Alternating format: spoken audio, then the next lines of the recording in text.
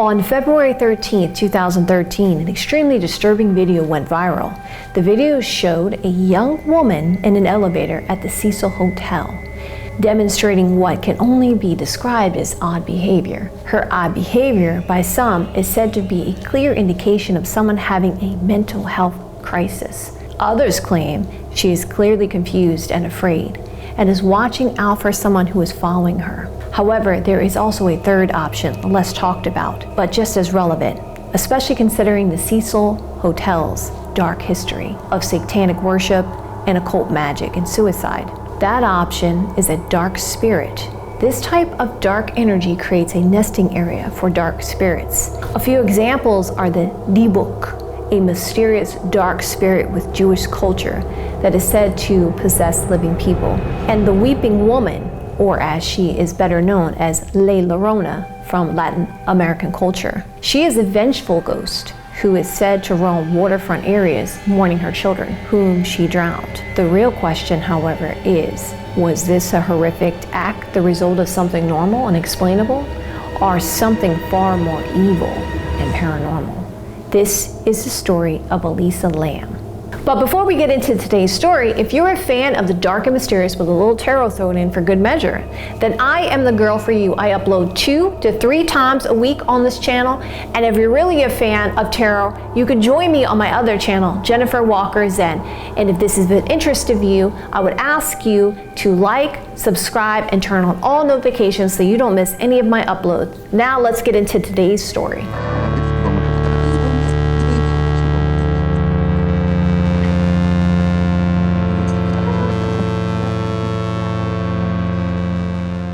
Elisa Lam was the daughter of Chinese immigrants. She was born in 1991 in Canada. She loved to blog and was really into fashion. She also, however, was dealing with some mental health issues and had been diagnosed with bipolar disorder with bouts of depression.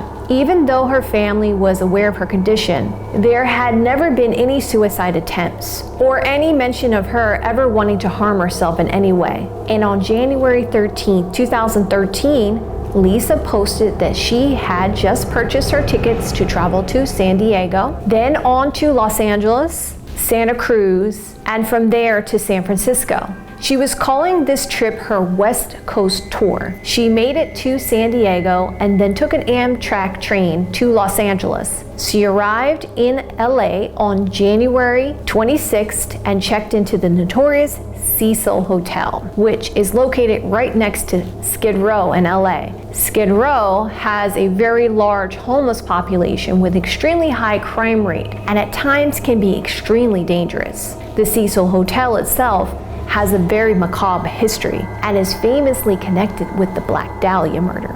In addition, there are around 15 other non-natural deaths associated with the Cecil Hotel, dating back to the 1920s, around the time it was built. All that being said, Elisa checked into the Cecil Hotel on January 26 and initially was put into a shared room with other tourists. However, she had to be removed and put into her own room due to complaints from her roommates. They said she was acting very odd and didn't feel comfortable being around her. So she was placed in her own room. As stated earlier, Elisa was diagnosed with a mental disorder, and her parents, knowing this, had made an agreement that one of the conditions of her being allowed to go on her own was that she had to check in with them regularly, which she did until January 31st, which was the day she was supposed to check out at the Cecil Hotel. Her parents, after not hearing from her immediately, called the Los Angeles Police Department. The police, to their credit, acted very quickly on this case and conducted a thorough investigation of both the Cecil and the surrounding area. They interviewed staff and store owners and placed posters of Elisa everywhere, but were unable to find anything. After the video footage of Elisa was released to the public, it immediately went viral. No one was able to make sense of what Elisa was doing in the elevator. She got in the elevator and immediately started pushing all the buttons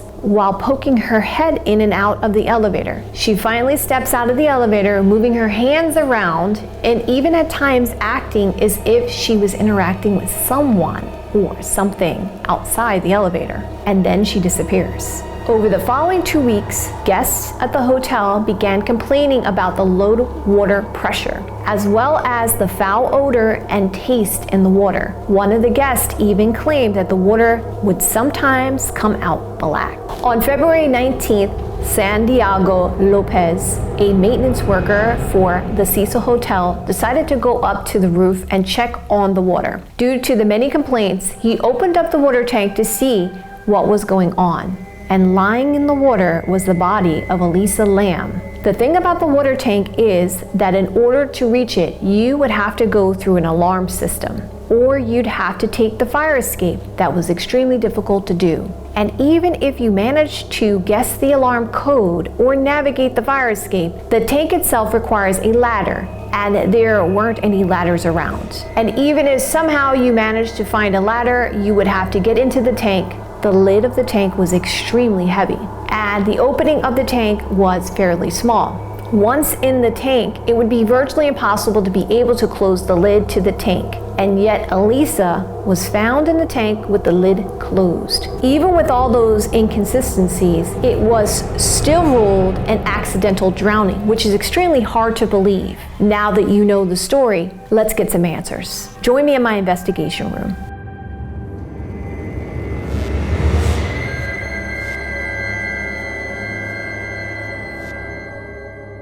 To my investigation room. This is going to be for entertainment purposes only. I feel like the best way to approach these cases from now on is to do it from a more of a clear-cut, direct approach. So I'm going to be asking a series of questions.